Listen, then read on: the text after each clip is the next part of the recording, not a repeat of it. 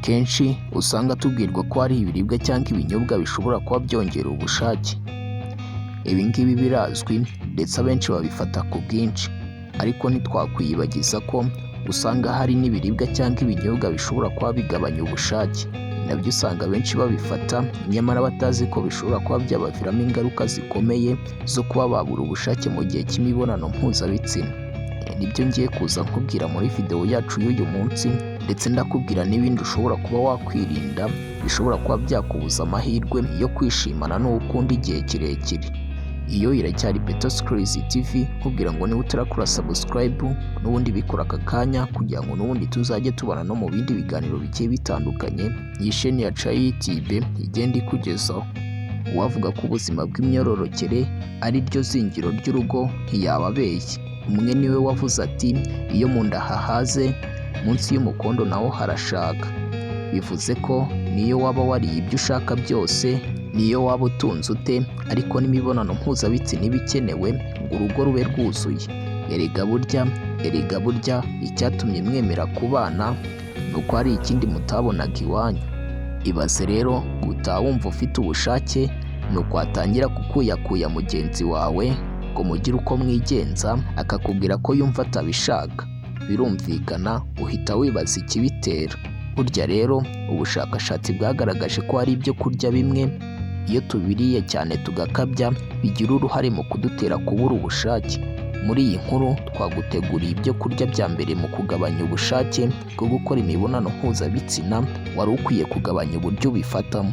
Icya mbere twavugamo ibinyamasukari byose. Birazwi ko ibinyasukari kimwe n'isukari nyirizina ari ibyo kurya cyangwa kunywa byongera ingufu mu mubiri. Nyamara kandi iyo bibaye byinshi mu mubiri bituma imiyoboro y'amaraso yifunga, nuko bigatuma uko amaraso agenda bigabanuka. Imyanya myibarukiro ikeneye amaraso menshi mu gihe cyo gukora imibonano kuko niyo atuma twumva umushyugwe. Iyo rero agabanyutse bigira ingaruka yo gushyukwa buhoro ku buryo ubushake bubura. Gusa hano ibishinzwa cyane ni ibyavuye mu nganda nk'isukari, imigati n'ibindi. Icya kabiri hari ifiriti. Biragoye ko wasanga urugo rwa gisirimu rumara icyumweru rutariye ifiriti, ndetse abarya muri za resitora ushobora gusanga buri munsi barya ifiriti. Hano hazamo za hambaga n'ibindi byose bishyirwa mu mavuta. Ibi bibamo igipimo cyo hejuru cya fati. Ibi bikaba ibinure bibangamira ikorwa n'ikoreshwa ry'umusemburo wa testosterone ugira uruhare mu kugira ubushake bw'imibonano. Kuyarya kenshi ni ukwiyongerera ibyago byo kudashyukwa, cyane cyane ku bagabo. Icya gatatu harimo soya. Soya ni ikimera cyuzuye vitamine z'ingenzi za poroteyine, ndetse abenshi bayisimbuza amata y'inka kuko yo nta binure biyarimo. Nyamara kandi kuyikoresha cyane bigabanya igipimo cya testosterone mu mubiri, bikagabanya ubushake bw'imibonano.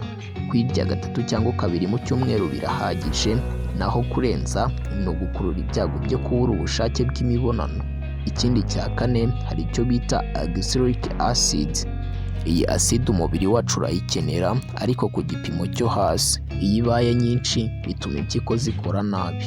Iyo impyiko ziri gukora nabi bigira ingaruka zo gutera ubwandu mu nzira y'inkari, ari nayo inyuramo amasohoro ku bagabo, ndetse bikanatera intangangabo n'amasohoro kugabanyuka.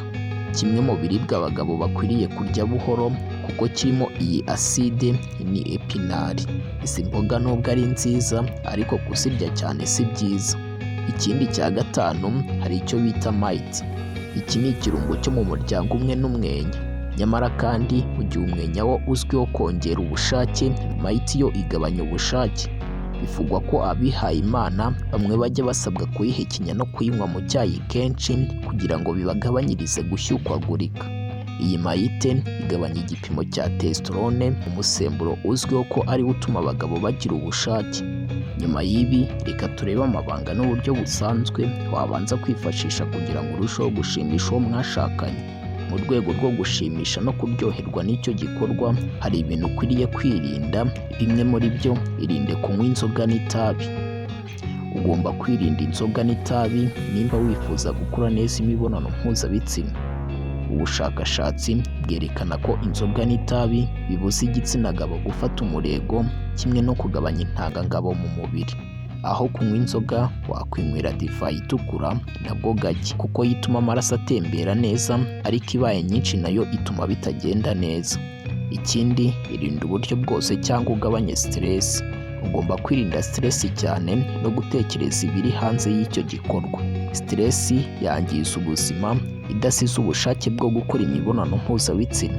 Uko stress yiyongera ni nako yongera uko umutima utera, bityo umuvuduko w'amaraso ukiyongera. Ingaruka ziba kubura ubushake bwo gukora imibonano mpuzabitsina. Uburyo bwiza bwo gukemura stress ni ukubiganiraho n'umufasha wawe mukareba icyo mwakora. Undi muti mwiza wa stress ni siporo. Gukora siporo bigabanya stress, bityo bikongera ubushake bwo kwishimana n'uwo mwashakanye. Gukora siporo ku bashakanye byongera ubusabane n'ubwumvikane mu muryango. Irinde kurya ibiryo byinshi.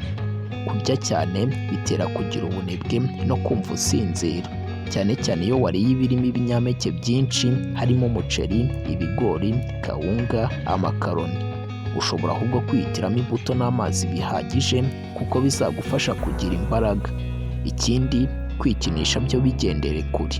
Cyane cyane ku bagabo, kwikinisha igihe kirekire bitera igitsina gabo gutinda gufata umurego. Nubwo hari bamwe bakunda kubikora mbere yo gukora imibonano mpuzabitsina bagamije kuza gutinda kurangiza, nyamara ibi ni bibi cyane, kuko byangiza uburyohe no kwishimana hagati y'abashakanye mu gihe cy'igikorwa. Ikindi, ugomba kwirinda kunywa ibinyobwa byongera imbaraga. Aha twasangamo energy drink. Ushobora kwibwira ko ibi binyobwa byongera imbaraga, nyamara si byo. Birimo isukari igufasha kumva ugize imbaraga igihe gito, ariko birangira wumva urushye cyane, bityo ntube wanashimisha uwo mukorana imibonano mpuzabitsina. Dusoza, reka turebe bimwe mu biribwa bishobora kongera ubushake bwo gukora imibonano mpuzabitsina. Icya mbere twasangamo umuneke. Umuneke ni isoko nziza ya potasiyumu, ikanafasha kugabanya umuvuduko w'amaraso. Icyo imineke izagufasha ni ukongera akabaraga muri iki gikorwa no kurushaho kwishima. Ku bagabo bakunda kuvuga ko igitsina kidafata umurego, umuneke ni umuti mwiza wa mbere. Ikindi, harimo urusenda. Rwongera uburyo amaraso atembera neza mu mubiri, rwagura imiyoboro y'amaraso.